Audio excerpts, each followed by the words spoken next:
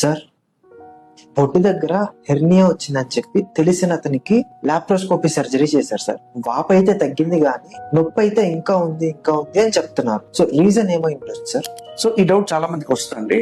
ఇప్పుడు పొట్టు దగ్గర హెర్నియా కోసం ఆపరేషన్ చేయించుకుంటారు. చేసుకున్న తర్వాత కూడా ఒక 2 months 3 months పెయిన్ వస్తుందని చెప్తా ఉంటారు. సో ఈ నొప్పి రావడానికి కారణం ఏంటంటే ఈ హెర్నియాలో ఈ సర్జరీలు ఏం చేస్తారంటే ఒక మెష్ వాడతారు.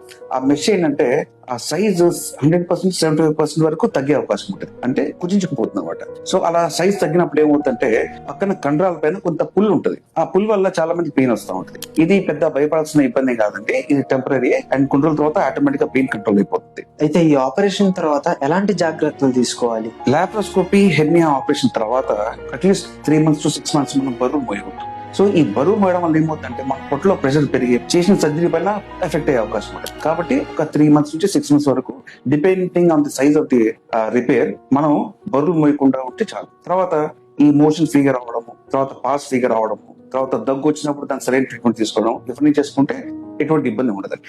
మీ ఫ్రెండ్స్ లో ఎవరికైనా ఆర్ మీ రిలేటివ్స్ ఎవరికైనా ఈ ఆపరేషన్ జరిగితే వాళ్ళకి ఈ వీడియో షేర్ చేయండి. Thank you.